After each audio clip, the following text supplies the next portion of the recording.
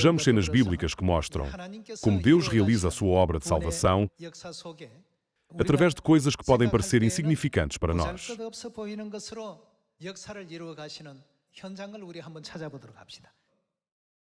Deus realizou o grande milagre no Mar Vermelho com apenas um pequeno bordão de pastor.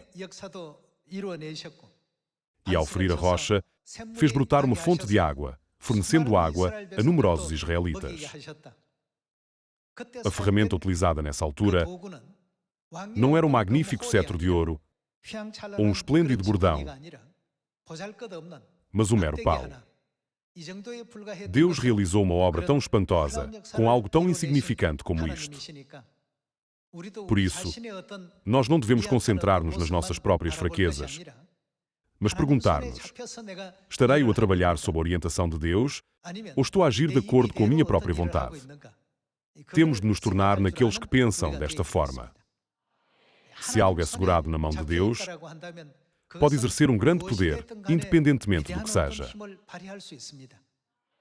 Mesmo que um objeto que se segura possa parecer insignificante, ou não possuir nenhum poder ou força em si mesmo, Deus pode torná-lo significativo. Deus realizou os milagres de dividir o Mar Vermelho e de fazer sair água de uma rocha no deserto seco através de um bordão de pastor. Neste momento, nós temos a missão de pregar o Evangelho em Samaria e até aos confins da terra. Quando olhamos para os acontecimentos que estão a ocorrer à nossa volta, o tempo da vinda de Deus a esta terra está a aproximar-se. À medida que o tempo se aproxima, o Evangelho do Reino deve ser pregado em Samaria e até aos confins da terra. Alguns podem pensar: como é que alguém tão insignificante como eu pode pregar o Evangelho ao ponto de ele chegar a todo lado? Em vez de olharmos para nós próprios, para quem devemos olhar? Temos de olhar para Deus e tornarmos-nos naqueles que percebem que estamos nas mãos de Deus. Mesmo que fosse apenas um bordão de pastor, esse bordão realizou o feito notável de dividir o Mar Vermelho. Não criou também o milagre de fazer brotar uma fonte da rocha para saciar a sede de 600.000 homens. Por isso hoje, com o sermão intitulado A Grande Obra de Deus Realizada através de Coisas Insignificantes, vamos examinar juntos a Palavra de Deus.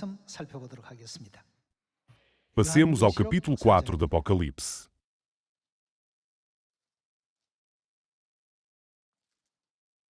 Vejamos Apocalipse, capítulo 4, versículo 11. Tu és digno, Senhor e Deus nosso, de receber a glória, a honra e o poder, porque todas as coisas tu criaste. Sim, por causa da tua vontade vieram a existir e foram criadas. Tudo o que Deus criou foi feito com um propósito.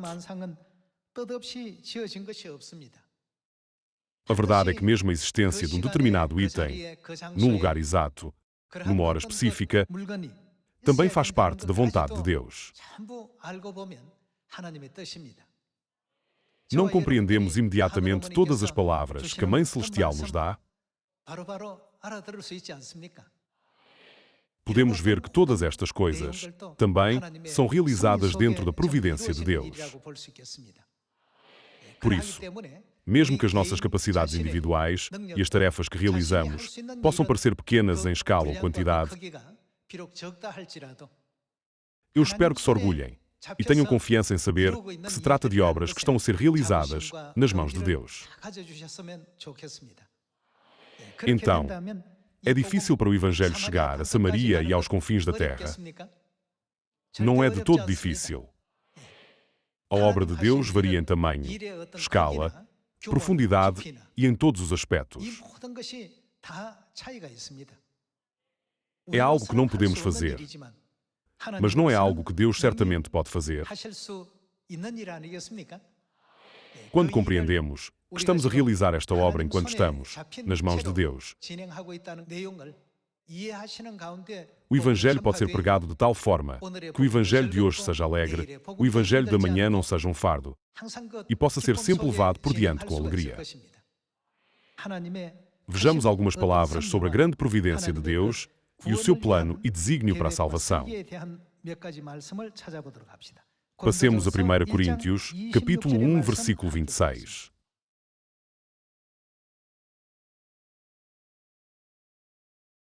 Capítulo 1, versículo 26. Irmãos, reparai, pois, na vossa vocação, visto que não foram chamados muitos sábios segundo a carne, nem muitos poderosos, nem muitos de nobre nascimento. Pelo contrário, Deus escolheu as coisas loucas do mundo para envergonhar os sábios, e escolheu as coisas fracas do mundo para envergonhar as fortes. E Deus escolheu as coisas humildes do mundo e as desprezadas, e aquelas que não são, para reduzir a nada as que são, a fim de que ninguém se vanglorie na presença de Deus. Mesmo quando olhamos para os apóstolos da igreja primitiva, que desempenharam o papel de espalhar todos os grandes ensinamentos de Jesus, Pedro, João e Tiago, eram pescadores, e Mateus era um publicano. Hoje em dia, ser funcionário fiscal é geralmente considerado como uma profissão respeitável. No entanto, nessa altura, os publicanos eram desprezados, porque o seu trabalho consistia em tirar impostos do seu próprio povo e entregá-los a Roma. Foram estas pessoas que contribuíram para espalhar o Evangelho de Cristo em Samaria e até aos confins da terra. Por isso, nós podemos ver que Deus escolheu aqueles com pouca capacidade para liderar a sua grande obra. Hoje, nós também nos encontramos na mesma situação. Ficamos aquém em muitas áreas, faltando-nos os tipos de qualificações a que as pessoas dão grande valor. Apesar de faltarmos em muitos aspectos, nós amamos a Deus, temos fé nele e temos esperança no reino dos céus. Deus chama essas pessoas e usa-as para se tornarem grandes figuras. Vamos continuar a confirmar essas cenas. Juízes, capítulo 15, versículo 14.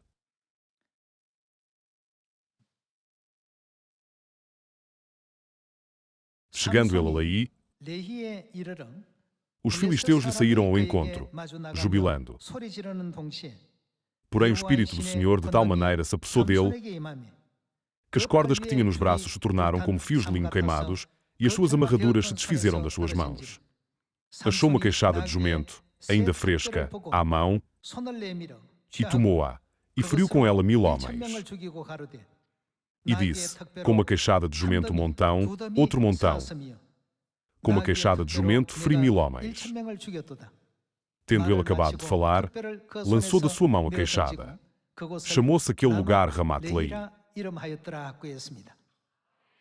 Nessa altura, os israelitas e os filisteus tinham uma relação tensa e de longa data que tinha sido transmitida de geração em geração. Sansão matou 1000 filisteus sozinho, sem ter uma espada ou lança adequada, as quais eram armas comuns na época. Ele derrotou 1000 homens com a queixada de um jumento morto.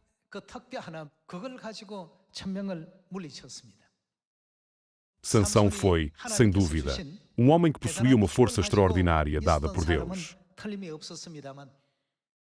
As ferramentas ou equipamentos que ele usou não eram algumas espadas preciosas mundialmente famosas. Uma ferramenta insignificante foi utilizada para destruir 1000 filisteus.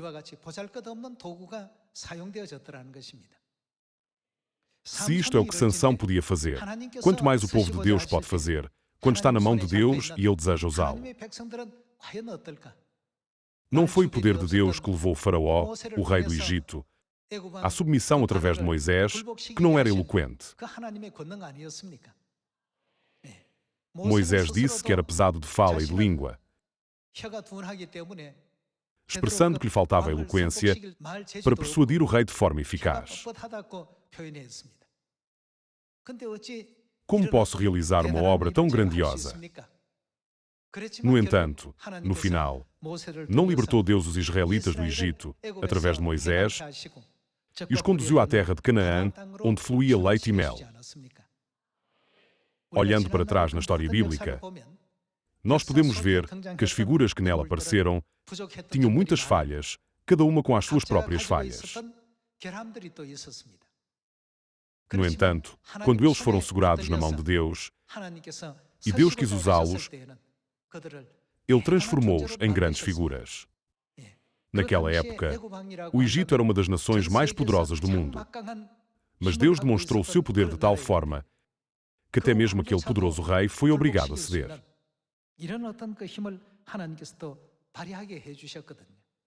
Foi mesmo com os filisteus. Eles não eram pessoas fracas. No entanto, a queixada de um jumento foi suficiente para derrotar 1000 filisteus. Não foram utilizadas outras ferramentas. Vamos continuar com 1 Samuel, capítulo 17, versículo 31.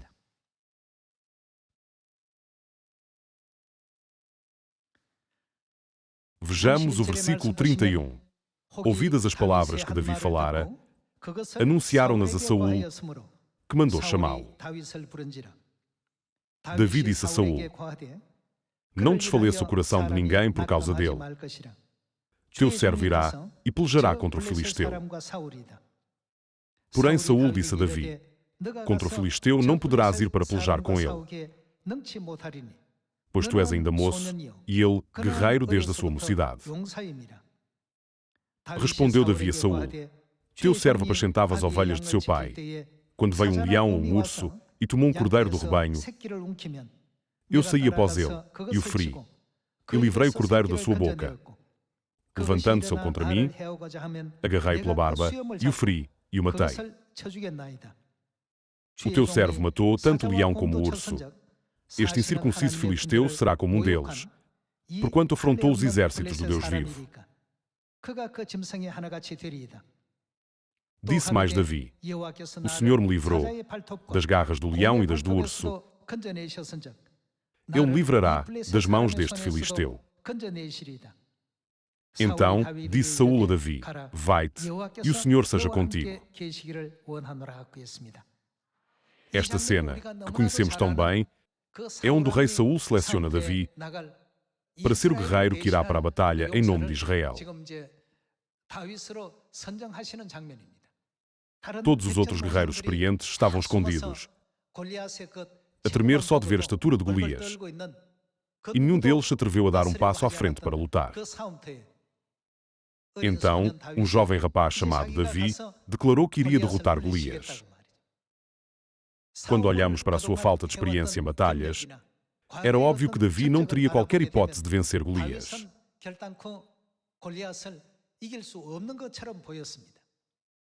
No entanto, Davi não estava na mão de Deus? Não foi essa a razão pela qual Golias não teve outra escolha, senão ajoelhar-se diante de Davi? Não é um facto bem conhecido para nós? Olhando para todas estas cenas da Bíblia, vemos que Deus chama consistentemente o seu povo, que parece pequeno, impotente e insignificante, para realizar grandes tarefas que parecem totalmente para além da sua capacidade. Devemos ser aqueles que são guardados por Deus, onde quer que vamos. Só então podemos tornar-nos poderosos guerreiros, capazes de derrotar 1000 homens, apenas com a queixada de um jumento, como Sansão. Um menino como Davi derrubou um gigante formidável como Golias, que ninguém se atreveu a desafiar com apenas uma funda.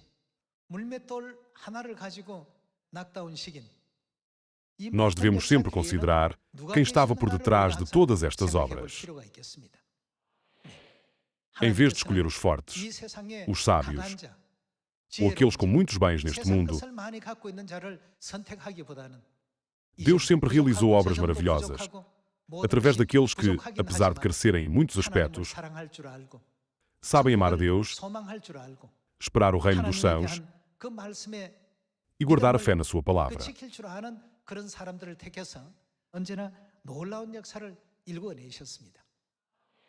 Deus disse que o Evangelho seria pregado em Samaria e até aos confins da terra. Não foi confiado a algumas pessoas influentes, mas aos santos da igreja primitiva. Olhando para os primeiros membros da igreja, enquanto Jesus subia do Monte das Oliveiras, vemos que eles eram jovens, fracos e faltosos. Socialmente, quase não havia membros com poder substancial. No entanto, ele deu-lhes uma comissão. Ele deu-lhes uma oportunidade de pregar o Evangelho. Para Deus, isto não seria absolutamente nada. No entanto, Deus deu-nos esta preciosa oportunidade de sermos abençoados e de recebermos o perdão dos pecados. Ide a Samaria e até aos confins da terra e salvai-os. Salvar almas moribundas é o maior ato de bondade, não é? Para tal tarefa, Deus não chama apenas figuras como o apóstolo Paulo, que são excepcionalmente hábeis na pregação. A questão é, quem está na mão de Deus? Eu quero ser segurado. Eu também quero ser segurado. O mesmo se aplica aos nossos membros no estrangeiro. Todos devem ser segurados na mão de Deus. Só então as nossas pequenas capacidades serão amplificadas 100 ou mesmo 1000 vezes e ocorrerão obras inimagináveis. Por outro lado, aqueles que vão, pensando, tenho de fazer tudo com as minhas próprias capacidades, não alcançarão resultados graciosos, mesmo que comecem com talentos excepcionais. A queixada de um jumento na mão de Sansão era insignificante. No entanto, conseguiu um grande feito. O bordão na mão de Moisés era apenas um bordão de pastor. No entanto, dividiu o Mar Vermelho. Foi uma parte das obras espantosas que tiveram lugar durante os 40 anos no deserto.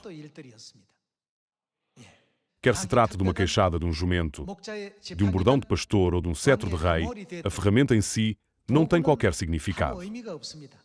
Isso é porque Deus pode realizar qualquer coisa com o que quer que Ele escolher. Por esta razão, Deus ordena-nos: amarás o Senhor, teu Deus, de todo o teu coração, de toda a tua alma e de todo o teu entendimento. Este é o grande e primeiro mandamento.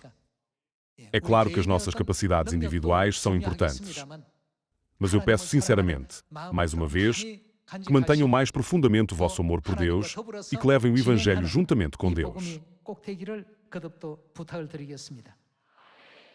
Neste momento, estão a decorrer guerras entre a Rússia e a Ucrânia e entre o Irão e Israel.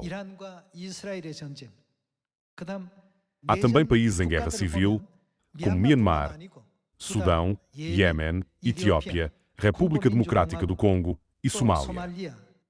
Tais guerras civis estão a ter lugar continuamente neste momento. Levantar-se a nação contra nação e reino contra reino. Como Jesus ensinou, o mundo está nesta situação. Ele também disse: haverá fomes e terremotos em vários lugares. Se nós compararmos os preços dos cereais antes da guerra na Ucrânia com os de agora, há uma enorme diferença. Por conseguinte, o número de pessoas que sofrem de fome devido à falta de alimentos está a aumentar tremendamente. Há fomes devido a secas causadas pela falta de chuva, mas também devido aos efeitos posteriores da guerra. Há muitos casos em todo o mundo em que as pessoas não podem comer ou vestir-se corretamente, juntamente com várias doenças desconhecidas. Vemos que há muitas situações em todo o mundo ainda piores do que a Covid-19. Por isso, podemos perceber, esta época requer verdadeiramente a ajuda urgente do pai e da mãe. Não é esta a época profética em que devemos informar todos os povos do mundo sobre a verdade da Páscoa da Nova Aliança, através da qual é prometida a salvação de todos estes desastres. Vejamos o livro de Êxodo, capítulo 12.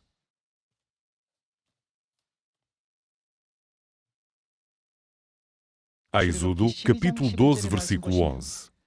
Desta maneira o comereis: lombos cingidos, sandálias nos pés e cajado na mão.